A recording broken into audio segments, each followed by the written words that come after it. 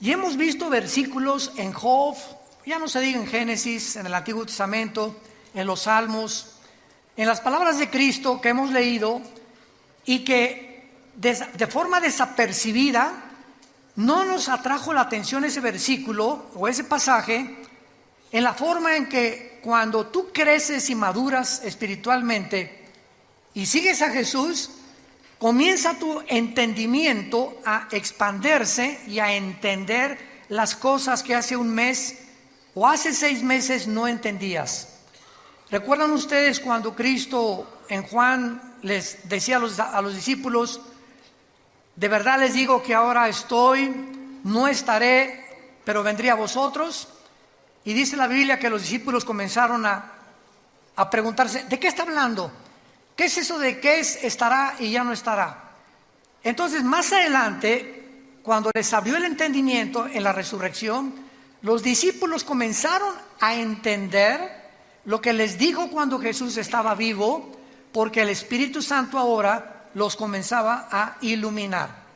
En otras palabras, si tú no tienes al Espíritu Santo, puedes ser una persona muy inteligente, muy intelectual, doctorado en filosofía y letras, doctorado en ciencias políticas, etcétera, etcétera, pero las cosas que están en la Biblia no son para la mente natural, porque la mente natural, dice 1 Corintios 2, del 10 en adelante, no entienden las cosas que son del Espíritu, porque no, para ellos son locura, porque se han de discernir. La mente intelectual es limitada. Y al entrar a conectarnos con la mente de Dios, hay condiciones. Dios no se va a revelar a cualquier ser humano simplemente porque quiera venir y pues, a ver, ¿qué dice estas cosas? No, la Biblia es hecha por hombres, son leyendas, hay contradicciones. Mira nada más los genocidios, mandaron matar a todos los cananitas. ¿Qué es eso? Entonces la mente natural choca contra los pensamientos de Dios. ¿Por qué? Porque tú quisieras reducir los pensamientos de Dios al cerebro de cochinilla que tenemos, al cerebro de caracol que tenemos, y es imposible. Entonces se necesita la intervención sobrenatural del Espíritu Santo entrando a tu vida cuando recibes a Jesús, para que Él comience a decirte: esta es la A, esta es la B, la C. Vamos a comenzar con sumas, después con restas, con divisiones, nos brincamos a quebrados, después a matemáticas, álgebra integral, etcétera, etcétera, raíz cuadrada, y así es en todas las áreas del conocimiento. Entras a una clase de japonés y la primera clase, esta es la A, la B, cualquier idioma que quieras estudiar, francés, inglés, alemán, comenzamos con el verbo to be, con el verbo ser o estar. Yo soy, tú eres, él es, nosotros, etcétera, etcétera, porque es la estructura para formar las demás oraciones o sentencias. Así es la Biblia. Tú tienes que comenzar a entender que comenzamos desde el principio. Entonces esta serie, se los digo y lo vuelvo a repetir y lo digo con todo mi corazón, es la serie más profunda que he estudiado y que he compartido. De todos los 40 años que Dios nos ha concedido en compartir este mensaje, esta serie, La Dimensión Invisible, de veras es una de las series con más profundidad sobre las cosas que están en la Biblia y que, como hace una conferencia lo compartí, no las habíamos visto o no nos habíamos detenido a pensar realmente lo que estaba ahí en la Biblia. Y vamos a continuar con los gigantes, porque actualmente una de las cosas más maravillosas que hay es que estamos ante un mundo científico que nos rodea, que siguen tratando a través de los métodos científicos como el carbono 14, el potasio argón, la radioactividad, tratar de estudiar los fósiles, qué antigüedad tienen las pirámides de Egipto, por qué las pirámides de Egipto es imposible. Esto ya es una afirmación científica. Ya los científicos están de acuerdo en el siglo XXI que es imposible que los seres humanos hayan construido las pirámides de Egipto. Es imposible que los mayas hayan podido, sin telescopio, sin calendario, sin calculadora, hacer el calendario de 365 días. Es imposible que las ruinas de Machu Picchu en Perú hayan podido subir piedras de 8 o 10 toneladas a un cerro que cualquier persona en sus 5 sentidos no lo haría. ¿Por qué quiero construir un monstruo cargando esas piedras? ¿Cómo las subieron? ¿Cómo acomodaron las de 14, 15 toneladas de Egipto? El sistema de impermeabilización que tiene las pirámides de Giza en el Cairo, han pasado 4.500, 5.000 años y no les ha afectado la erosión, el polvo, la lluvia. ¿Cómo es que están alineadas todas a la constelación de Orión y a las estrellas en el cielo de una forma matemática y científica, cuando la astronomía hasta Galileo Galilei, 1600 tantos, comenzó con el telescopio? Todos estos misterios o enigmas, pues la ciencia está tratando de explicar. Y hasta ahorita, si tú sintonizas un canal que se llama Discovery Channel, vas a encontrar cuál fue la conclusión. Repito, que ya se aceptó científicamente, fueron los extraterrestres. Es la única explicación que el mundo tiene. ¿Cómo es posible que hace 4.000 años tuvieran un conocimiento cuando en el siglo XX comenzamos a descubrir las grúas, comenzamos a descubrir los métodos tecnológicos para construir, para cargar, etcétera, etcétera, para medir, para observar las estrellas, las calculadoras, las computadoras? ¿Cómo es posible que la gente haya sido más inteligente hace 4.500 años que los seres humanos del siglo XXI con los instrumentos y la tecnología que ahora nos ayuda a poder discernir y construir? Entonces, ustedes, señores maestros de la universidad que nos escuchan, que enseñan a sus alumnos que venimos del Chita, que el hombre está evolucionando, por favor, es una contradicción histórica, porque la historia demuestra lo contrario, que antes eran más inteligentes que nosotros, y ahí está la prueba. Entonces, ¿cómo es posible que digamos que venimos de las cavernas?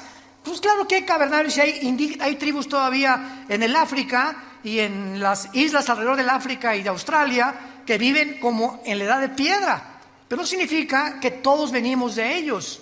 Entonces nos damos cuenta que el hombre tiene una contradicción cuando se mete a estudiar realmente la Biblia. Y cuando venimos a este libro nos habla y nos confirma que efectivamente hubo extraterrestres en el mundo.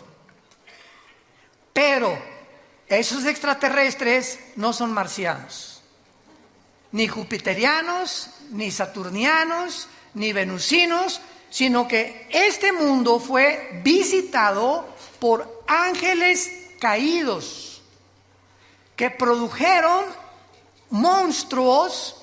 Durante 1000 años este planeta fue habitado por gigantes y se les llama en la Biblia los Nefilim, que significa en el hebreo los caídos, que se encuentran en Génesis 6. Consigan la conferencia anterior, ahí expliqué todo esto. Una mezcla genética entre la semilla de Satanás a través de los ángeles y las mujeres, que la misma Biblia en el libro de Judas, antes del Apocalipsis, nos explica, porque la Biblia no es de interpretación privada, que estos ángeles fueron en pos de vicios, igual que los sodomitas, contra naturaleza. Y entonces, así como Sodoma y Gomorra son conocidas, 2 ciudades destruidas por Dios, porque el hombre dejó la hombría, que en lugar de la hombría es ser atraído por una mujer, el hombre comenzó a sentirse atraído por el hombre, las mujeres por las mujeres, y en ese momento el ser humano pierde la brújula y comenzamos a desconectarnos de nuestra realidad. Y si tú como hombre tienes el cromosoma Y que determina el sexo masculino, eres hombre. Y si tienes los cromosomas XX, eres mujer. Entonces, si tú tienes genéticamente un cromosoma que es el que determinó tu género, y tu mente te dice que no eres genéticamente lo que la ciencia y la naturaleza dice, tu vida es una lucha no contra Dios, contra la naturaleza, contra tu propia naturaleza, y claro que consecuentemente contra Dios, porque Él es el que nos creó. Entonces, todos estos conceptos que encontramos en la Biblia, nos damos cuenta también que en Génesis 3, versículo 15, la primera profecía del Mesías, Dios le dice a Satanás: tu semilla tendrá guerra contra la semilla de la mujer. Vemos dos semillas. La semilla de la mujer te herirá la cabeza, y tu semilla hará caer o le quitará el equilibrio a la semilla de la mujer. Esta palabra semilla, a los que les interese en Génesis 3:15, pon arriba la palabra semilla. Gracias porque trajiste tu Biblia. Te felicito porque eres un estudiante de la Biblia. Entonces, si tú trajiste tu Biblia, rápidamente en Génesis 3:15 ponle a la palabra semilla sera, con Z, que es la palabra hebrea para esperma. Ya comenzamos, ¿verdad? Hoy, pero lo he visto tantas veces, no me he fijado en eso. Les digo que hay tantas cosas en la Biblia, enigmáticas, misteriosas, que hasta que en 1954, por el amor de Dios, hasta el siglo pasado que se descubre el ADN, el código genético que cada célula de nuestro cuerpo contiene, con toda la información de nosotros, comenzamos a entender lo del esperma y lo de la genética, etcétera, etcétera, lo de la herencia. Y la Biblia se adelantó hace 4,500, 5,000 años para decirnos que Satanás tiene esperma.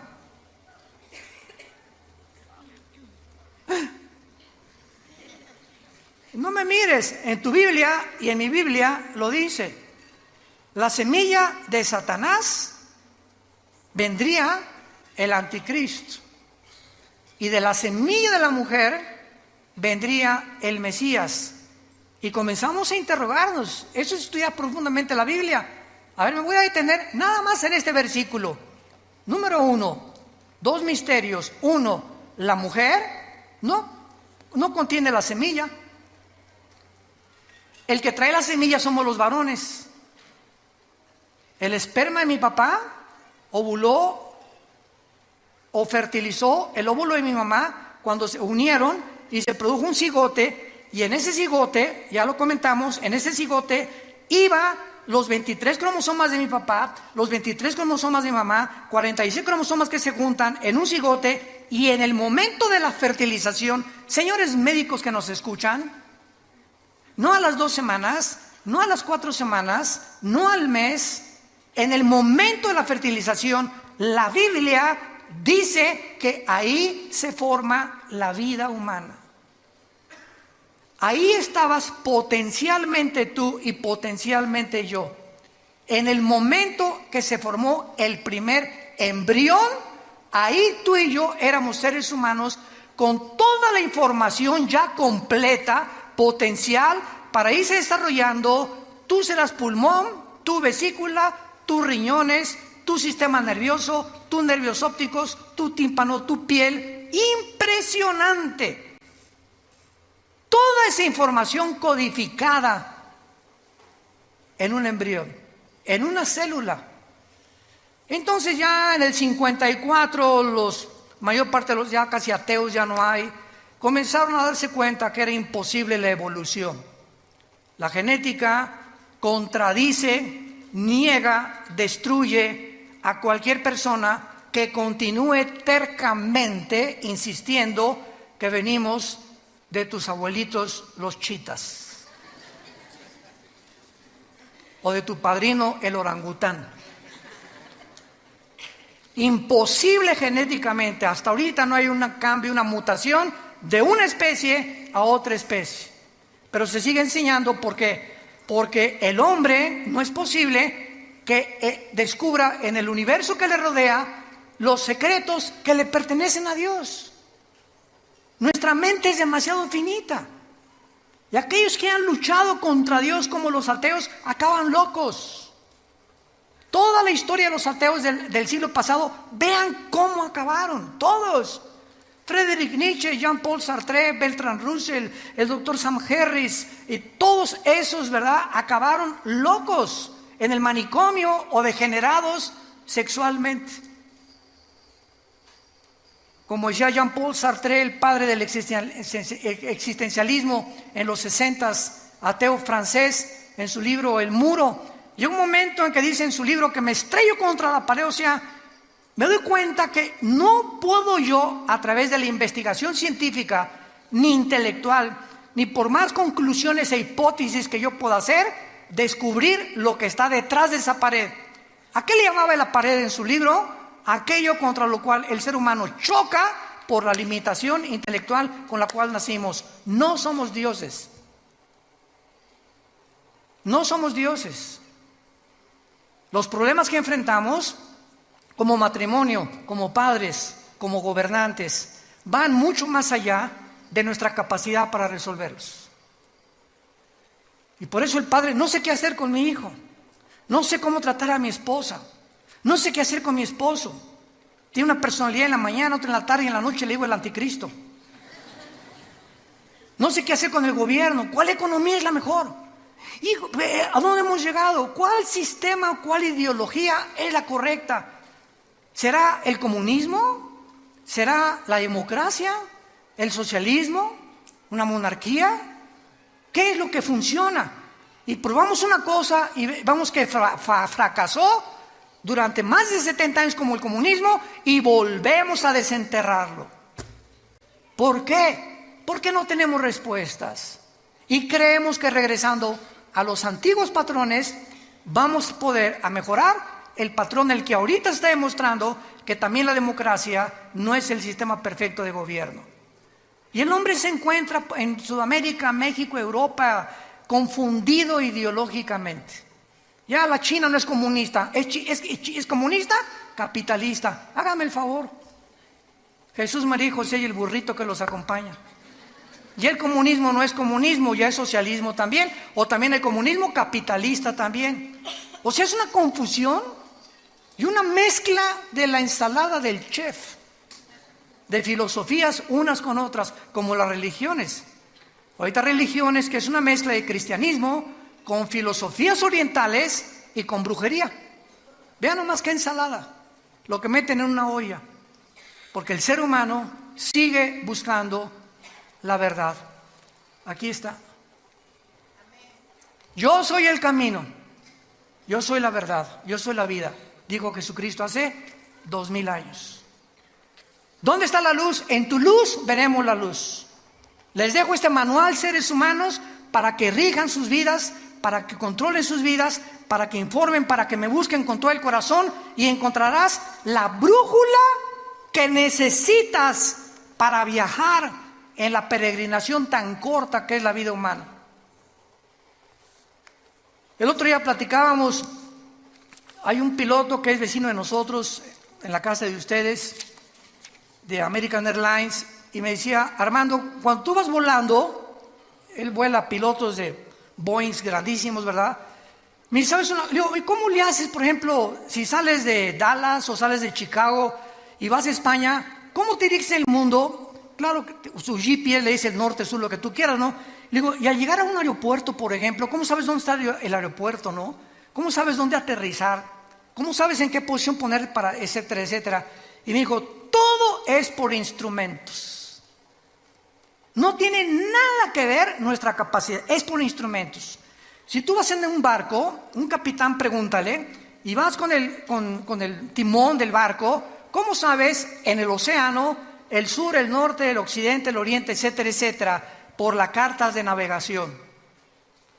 Si tú eres un buzo y comienzas a practicar el buceo, yo me acuerdo que bajé hasta 46 metros con Aqualón en los 70s, me invitaron a bucear cerca de Cancún y bajamos muy profundo y me dijo el instructor, mire, habíamos tomado clases durante casi 2 meses antes Yo ya bajaba casi 10 metros porque fui criado en Acapulco. Sin nada, bajaba 10 metros y sacaba ostras y todo, sin ningún aparato. Y mis oídos resistían 10 metros de profundidad. Y me creía muy salchicha aquí, ¿no? Aquí, muy aquí. Y me dice mi instructor, nunca bajes sin un reloj que te diga dónde estás. Yo, ¿cómo? Me dices que cuando buceas, pasando los 25 o 30 metros, el buzo no sabe si está bajando, si está así, o si está así, o si está subiendo. Entonces necesitamos un reloj que nos diga abajo que vas bajando o que ya vas subiendo. Y también me dijo, cuando subas a la superficie, nunca subas así derechito, verticalmente, porque se te pueden formar burbujas de oxígeno en la sangre y te mueres. Entonces, ¿cómo se sube? Así, poco a poco, para que tu cuerpo se vaya adaptando después de 30, 40, 50 metros o más. Y así, porque esas son las reglas del buceo. Ahora, para vivir, ¿necesitamos una carta de navegación? ¿Necesitamos instrumentos? ¿Saben ustedes que sin esto estás perdido? Y esta es la razón por la cual tu vida está naufragando. Porque estás en un océano, que es la vida, donde a tu familia la estás llevando a los arrecifes tal vez. Vas volando con tu familia en un avión sin saber a dónde vas a llevar a tu familia. Porque según tus suposiciones estás bien, pero no has querido tener la humildad que choca contra tu orgullo de reconocer que necesitas a Dios. Y estás buceando con tu familia y estás hundiendo a tu familia en lugar de estar sacándola a la superficie. ¿Por qué? Porque no tienes cartas ni instrumentos que te digan a dónde dirigirte. Entonces, si Dios existe, es lógico que nos haya dejado un manual, y es la Biblia. El primer libro en haber sido impreso en la imprenta de Gutenberg. El primer libro en haber sido impreso. El libro más vendido y más traducido a más dialectos y el más vendido de casi después de 1500 años en las librerías. Sigue teniendo el récord de ventas en el mundo. Es el bestseller. Y casi la mayor parte de las personas que la compran la Biblia, la tienen en su casa llena de polvo. Ahí la tienen de vez en cuando. No, pues sí, ¿verdad? Porque no han sido movidas por el Espíritu Santo a descubrir y a comenzar a caminar con Dios. Si tú le dedicas 15, 10, 20 minutos en la mañana y antes de acostarte a leer la Biblia. Muy bien. Vemos nosotros en el Antiguo Testamento que cuando se mezclaron los ángeles con las mujeres, Génesis capítulo 6,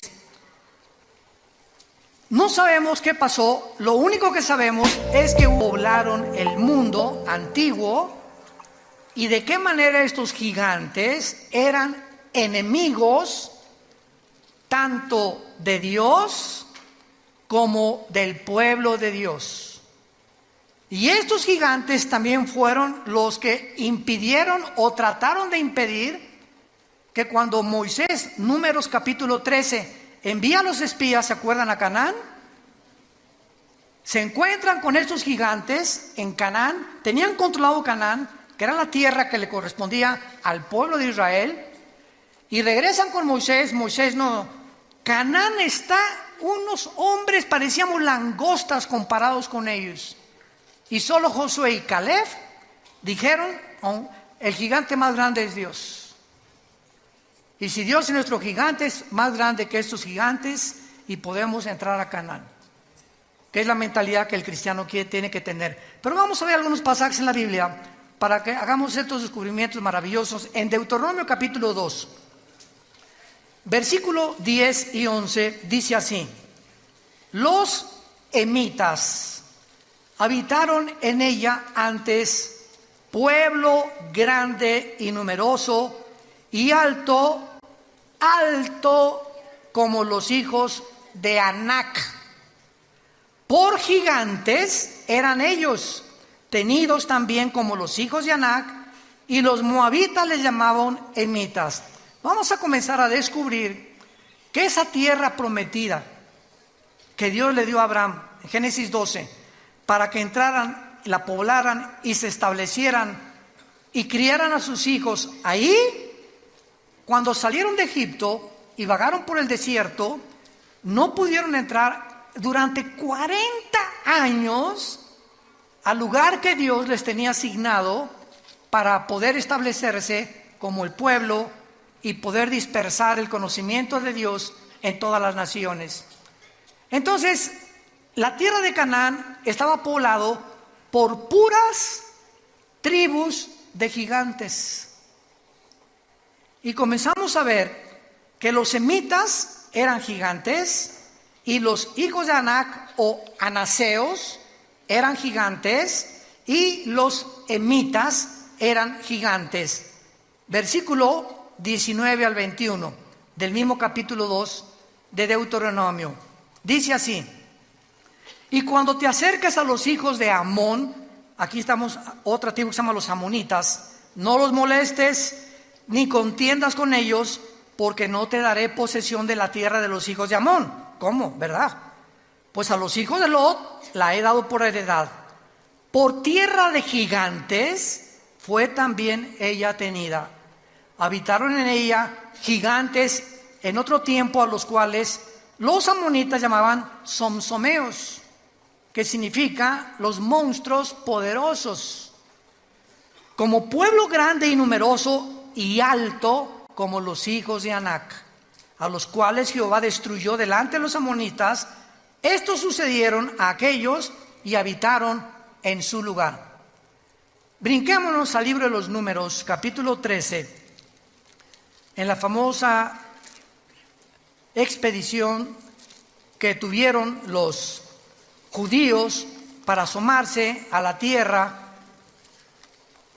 que estaban habitando precisamente los gigantes, y descubrir que esto fue precisamente lo que les impidió a ellos entrar a Canaán. Dice Números 13, 32 y 33.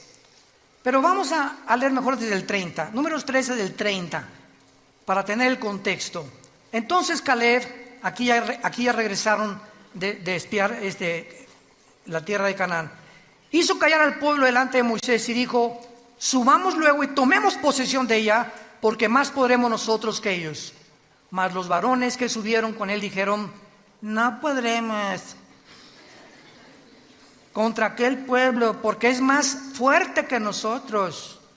Y hablaron mal de los hijos de Israel, de la tierra que habían reconocido, diciendo: la tierra por donde pasamos para reconocerla es tierra que traga a sus moradores, y todo el pueblo que vimos en medio de ella son hombres de grande estatura.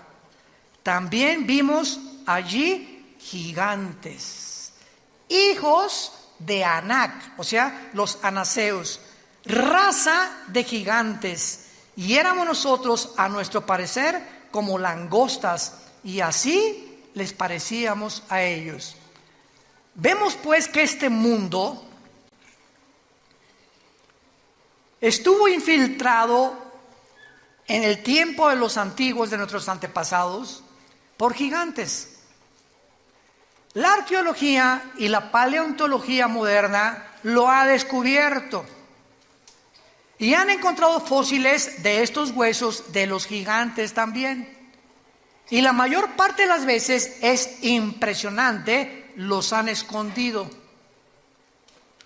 Porque en el día que realmente se demuestre que no venimos del chango, ni del cavernario Galindo, ni de los cavernícolas, etcétera, etcétera, sino que hubo algo que ayudó a nuestros antepasados a dejar su huella en las pirámides de Egipto, en Machu Picchu, en Stonehenge en Inglaterra, cerca del mar de Galilea en Israel, en los mayas aquí en nuestra población, en el continente americano. Entonces la pregunta de los científicos es: ¿de dónde salieron? ¿Qué vamos a hacer con lo que hemos enseñado? Que venimos de los cavernícolas y no, seguro los extraterrestres. Pues claro que fueron los extraterrestres mezclados con seres humanos que se llamaron los Nefilim, los que ayudaron a todas estas personas a levantar las construcciones, las obras. Y esto les quiero anunciar ahora, en 3 semanas volví a reeditar el libro que acabo de escribir, Los Ángeles Caídos. Pero ahora me lo está editando Editorial Berea en Miami y va a salir en 3 semanas con mucha más información, mucha mejor presentación. Ya está en 23 distribuidoras en Estados Unidos y en este libro explico todo lo que en esta serie, o en parte de la serie, estoy compartiendo. Acerca de los ovnis, de dónde vinieron los ovnis, quiénes son los ovnis, quiénes tripulan los ovnis, no son marcianos tampoco, lo de la brujería, lo de las piedras angulares, lo de las piedras que no pueden entender quién las cargó, etcétera, etcétera, para que entendamos que en la Biblia se encuentran los secretos de la sabiduría y del conocimiento, que la ciencia nunca podrá con su investigación disque intelectual, entender lo que va más allá de nuestra capacidad para comprender.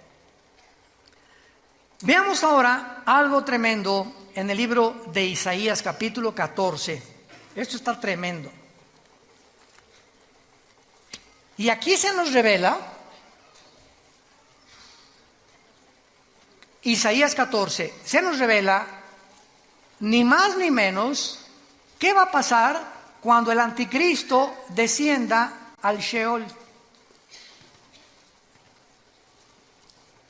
Aquí se nos revela una área enigmática y prohibida para cualquier ser humano, revelada en la Biblia, de lo que pasa en el mundo invisible, de los que ya están en el lugar del Sheol o en el infierno actualmente.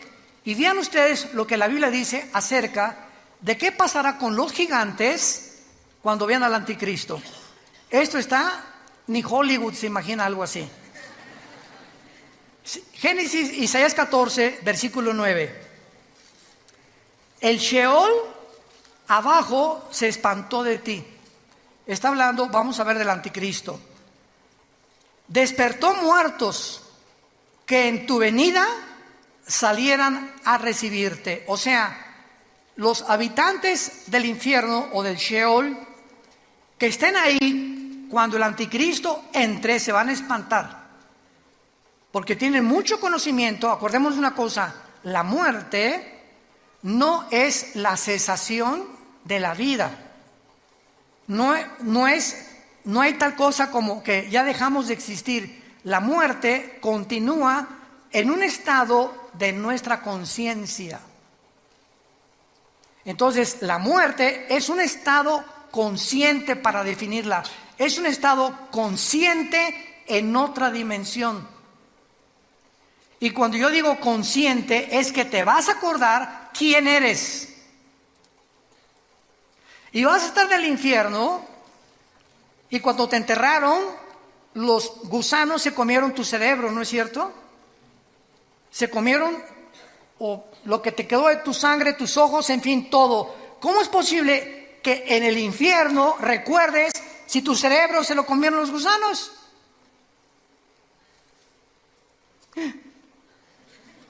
¿A qué concluimos? Que la memoria, los sentimientos y las emociones no están en el cerebro. Continúan estando con nosotros sin el cerebro que teníamos, por lo que pertenecen a la dimensión espiritual. Como los sueños. Los sueños son viajes. No marihuanos, ¿verdad? Desde luego. A menos que, quién sabe que te metes antes de acostarte, ¿verdad? Pero hacemos viajes con lugares, personas. Estamos en un mundo, estamos en una dimensión que el cerebro, así como el hígado produce la bilis y el estómago los jugos gástricos, el cerebro no produce los sueños ni los pensamientos tampoco. Los pensamientos trascienden al cerebro, y en la neurología se ha tratado, pues aquí en esta zona del hemisferio izquierdo del cerebro hay esto, en el derecho hay esto, estas cosas son lo que más o menos han tratado de ver que está conectado. Pero nos damos cuenta que la Biblia nos muestra que los muertos están conscientes. ¿Y cómo lo pueden estar si mi cerebro está en la tumba?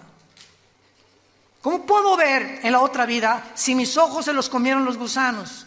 Y en la otra vida, la Biblia nos relata que los muertos, tanto los que están en el cielo como los que están en el infierno, ven, oyen, están conscientes. Mantenemos la conciencia durante toda la eternidad, para bien o para mal. Aun cuando nosotros, cuando muramos, ¿verdad?, con Cristo, dichosos los que mueren en Cristo porque han descansado de sus obras del pasado, mantenemos la conciencia, pero dicen en Isaías que será renovada nuestra mente o nuestra conciencia, porque tendremos un cuerpo como el de Cristo cuando Él resucitó, glorificado como el de Él. Isaías 14: el Sheol se espantó, despertó muertos que en tu venida salían a recibirte, hizo levantar de sus sillas a los príncipes de la tierra, a todos los príncipes de la tierra y a los reyes de las naciones. Qué interesante que mientras estamos en vida anhelamos puestos políticos. Quisiera yo ser rey. Yo sueño con un príncipe azul. Y ahorita los príncipes azules, como el príncipe Harry y Meghan, huyeron del palacio. No quieren saber nada de la monarquía. No sabes el precio que se paga viviendo en unas condiciones bajo la realeza y los protocolos. Le decían a Meghan: tú no puedes usar zapatos abiertos, tienen que ser cerrados, chiquita. Cuando cruce las piernas, que tu falda llegue 5 pulgadas y no las puedes cruzar. Siempre te tienes que sentar derechita así. Tienes que usar estas cosas, no puedes decir estas cosas. Una serie de mandamientos y cosas que dijo a Dios. Y eso fue lo que le pasó a la mamá del príncipe Harry, a la pobre princesa Diana. También la princesa Diana salió, él como su mamá, imitó a su mamá, salió corriendo del palacio. Y más cuando supo, ¿verdad?, que su esposo con el que se casó ya andaba con otra, ¿verdad? Y se fue a buscar, ¿verdad?, a la pobre princesa Diana, fue con la Madre Teresa, fue con los pobres. Bueno, vemos todas estas cosas. Entonces, qué interesante que encontremos aquí que el Espíritu Santo, a los primeros personajes que nos retrata, son a los gobernantes y a los reyes. Y nos damos cuenta que al que mucho se le da, mucho se le va a pedir. Entonces, cuidado políticos que nos escuchan, cuidado jueces que nos escuchan, cuidado personas que tienen en su poder la autoridad de juzgar, de meter a la cárcel, de sacar a la cárcel, porque Dios los va a juzgar con una vara mucho más grande. Porque esta autoridad es delegada, no es de ellos, es delegada por Dios. Romanos 13, no hay autoridad más que de parte de Dios, y las que hay por Dios ha sido establecida. De manera que el que resista a la autoridad resiste a Dios. Por eso se nos manda someternos a nuestros gobiernos. Que mi gobierno es comunista, mi gobierno es socialista, mi gobierno es esto, mi gobierno es el otro. Oremos por el gobierno, oremos por nuestros gobernantes. Lo único que va a cambiar es la oración. Nada va a cambiar a México, ni a Guatemala, ni a Estados Unidos, ni a Inglaterra, más que nuestra vida. Y así como tú ves, mi oración le podrá cambiar las cosas. Tan chiquita que soy, tan chiquito que soy, ¿me oirán los ángeles también? No, los ángeles no te están escuchando. Te está escuchando Dios, Jesús y el Espíritu Santo. Y así como estás de chiquita y pareces que no valemos nada, cuando nos hincamos, movemos la geografía cósmica y movemos el cosmos con la oración de un solo santo. Puede mucho, al grado que Elías detuvo la lluvia 3 años y medio. Pero ya no soy Elías, me dicen Pancho. Dice en Santiago capítulo 5, Elías oró y la oración del justo puede mucho. Dándonos un ejemplo nada más, que cuando tomas en serio a Dios, no te imaginas el poder de la oración. No nos imaginamos, y más cuando oramos todos. Vamos a orar todos diario ahora por nuestro gobierno. Que Dios les dé sabiduría, que México tenga paz. Y dice a continuación, versículo 10: todos ellos darán voces y te dirán: ¿tú también te debilitaste como nosotros y llegaste a ser como nosotros? O sea, cuando el anticristo gobierne, todo el mundo lo va a ver. ¿Quién como Él? Dice Apocalipsis 13. Y con poderes, y va a hacer que caiga fuego del cielo, y milagros, esto y el otro. Una inteligencia diabólica increíble. Va a resolver los problemas de la economía, de la pobreza, todo va a ser un genio que el mundo se va a hincar delante de Él y va a decir: este es el Mesías, este es el líder que necesitaba el mundo. Y cuando baje al infierno, los que murieron antes que en Él, decir: ¿eras tú? ¿Tú eras esa chinche que estabas ahí brincando como en un comal cuando estabas vivo? Ahora eres igual que nosotros. Qué impresionante es esto. Pero lo más impresionante es lo siguiente. Dice la Biblia, el versículo 10: darán de voces y te dirán todo. Pero la palabra, apunten ustedes por favor, en el versículo 9: el Sheol abajo se espantó de ti, despertó muertos. Esa palabra muertos es la palabra Refaim, que es otra de las palabras hebreas para los gigantes y para los nefilim. Ahí van a estar los nefilim, o los espíritus de los gigantes, en el infierno, con otros espíritus de seres humanos también. Y vemos nosotros que la Biblia los coloca ahí, porque vamos a ver otro pasaje donde ellos, estos gigantes que habitaban la tierra, mezcla híbrida, ángeles humanos, no van a resucitar. Tanto los buenos como los malos vamos a resucitar, ¿correcto? Por más malo que seas, después del milenio, Apocalipsis 20 del 11 al 15, el juicio del gran trono blanco es la resurrección, que es la segunda muerte de los incrédulos. Isaías 26, demos la vuelta a Isaías 26. Dejamos a la Biblia seguir hablando. Génesis 26, Isaías 26, versículo 14. Vean nada más este versículo.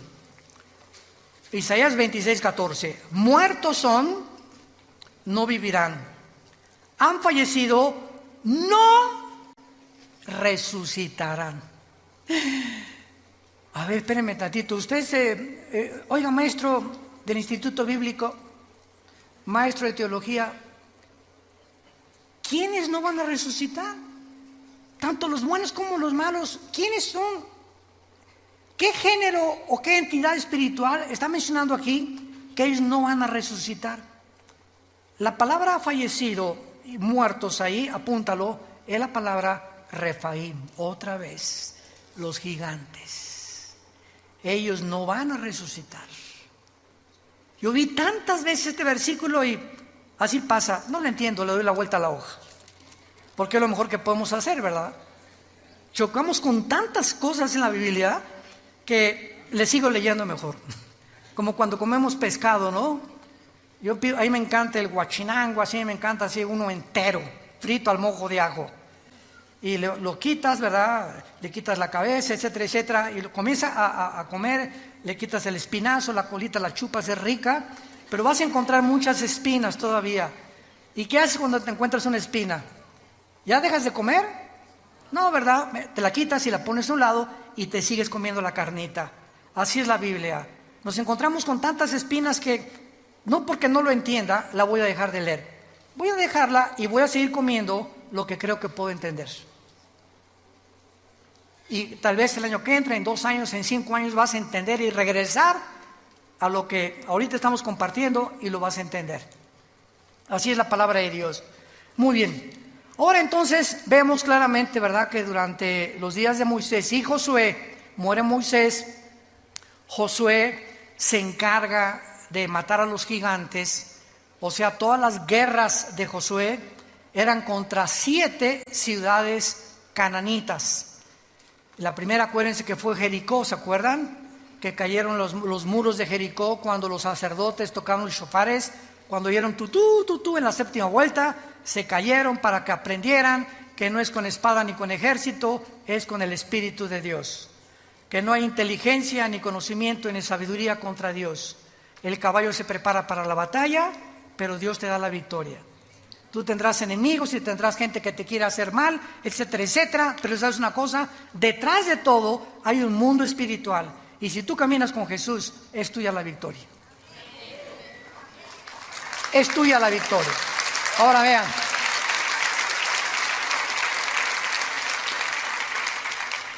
Josué, todo el libro de Josué se trata precisamente de la lucha contra los cananitas. Y termina Josué, ¿verdad? Y no terminó la lucha contra los cananitas, simplemente porque después de Josué vino una época que se llamaron los jueces. Y los jueces, todos fracasaron, entre ellos fue Sansón, Gedeón, que son muy famosos. Israel pecaba contra Dios, Dios los juzgaba y les mandaba un juez. Pecaba contra Dios y les mandaba un juez. El libro de los jueces es el libro más oscuro, donde las tinieblas más grandes cubrieron la tierra de Israel. Y entonces después de los jueces, pues ya vinieron, ¿verdad?, el primer rey que Dios les manda a Saúl, que Dios no quería que Saúl fuera rey tampoco. Vino David, que era el ungido de Dios, y después de David vino Salomón. Y fue hasta el reino de David. Vayamos a 2 de Samuel, capítulo 21, y veamos cómo fue David el que acabó con esta raza de gigantes. Por eso se le llama a David el guerrero más grande de la Biblia, a Salomón el hombre más sabio.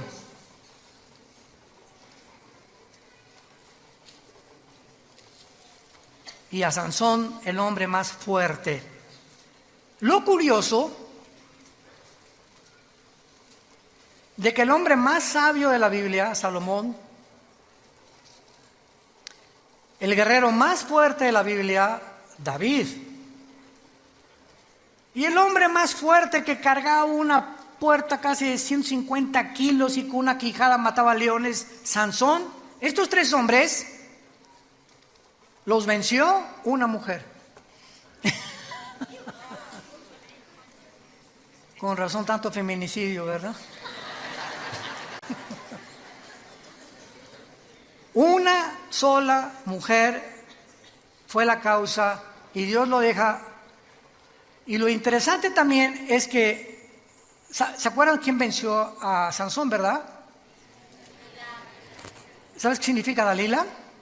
La que debilita a los hombres.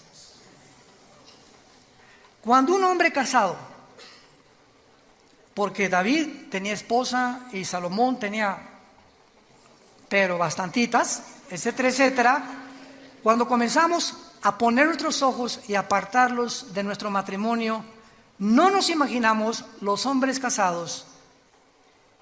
¿Para qué es esta argollita? Cuando tu esposa salga de viaje, asegúrate que la lleva. Esta argollita, cuando vas en el avión, cuando vas a una reunión, un restaurante, cualquier mujer que ve en un hombre esta argollita, a la mujer le dice que estás fuera del mercado. Y si una mujer trata de coquetear con un hombre que trae esta argollita, te estás metiendo en los terrenos de Satanás. Coquetear con un hombre casado, no te imaginas, no te la vas a acabar. Y peor el hombre, desde luego, ¿verdad? Pero precisamente esto es la marca que llevamos para de alguna manera estar protegidos, que ya no estamos en el mercado. Y que el dueño de mi vida, claro que es Dios, pero yo me debo a una sola mujer, ella a mí. Y si nosotros entendamos esto, aunque está fuera del tema, ahorita me está viniendo a la mente, nunca Dios va a bendecir a un hombre así y a otra mujer así. Nunca. La bendición es a los dos. Si tú estás por acá, no, yo soy muy espiritual, mi esposa es una carnalota. O yo soy muy espiritual, hasta que no arreglen sus problemas y no caminemos los dos juntos, no esperemos ser guiados por el Espíritu Santo. Ni que haya bendición sobre tu familia, te engañas completamente. Los dos tenemos que caminar, y se los digo a mis pastores, porque hay pastores que la obra de Dios y el evangelismo y esto y el otro y la familia pasa a segundo lugar. Cuando la familia pasa al segundo lugar, Dios no bendice a ese pastor, ni a ese misionero, ni a ese hombre, por más que se parezca a San Francisco de Asís. Es al matrimonio a quien Dios bendice. Y si no nos cae el 20 y no entendemos estas verdades espirituales, vamos a fracasar en nuestro caminar con Cristo. Dice 2 Samuel 21, versículo 15, volvieron los filisteos a hacer la guerra a Israel, descendió David y Isbi Benob, uno de los descendientes de los gigantes, estos eran hermanos de Goliat, cuya lanza pesaba 300 cielos de bronce, versículo 17, mas Abisaí, hijo de Sarbia, llegó con su ayuda e hirió al filisteo y lo mató. Versículo 18, otra segunda guerra hubo después en Gob contra los filisteos. Entonces Sibecaí en Jueces capítulo 1 se menciona que pertenecía a la raza de los gigantes también. Mató a Sal, quien era hijo de los descendientes de los gigantes. Y hubo otra guerra en Gob contra los filisteos, y hijo de Laare, Orejim de Belén, mató a Goliat Geteo, el asta de cuya lanza era como rodillo de telar. Después hubo otra guerra en Gad, donde había un hombre de gran estatura, el cual tenía 12 dedos en las manos y 12 dedos en los pies, 24 por todos, y era descendientes de los Refaim, o de los Nefilim, o de los gigantes. Este desafió a Israel y lo mató Jonatán, hijo de Simea, hermano de David. Estos 4 gigantes eran descendientes de los gigantes de Gad. Acuérdense que Goliat era de esta tierra, venía de Gad. Si leen 1 Samuel 17, los cuales cayeron por mano de David y por manos de sus siervos. Damas y caballeros, familia de Dios, estamos en una guerra cósmica. Y solamente hasta que tú llegues a tomar en serio las Escrituras, tu familia estará protegida. Tu matrimonio saldrá adelante, tus hijos te lo agradecerán. Si esas condiciones no están en ti, no vas a poder entender la Biblia, porque Dios rechaza a los soberbios y Él tiene comunión con los humildes de corazón.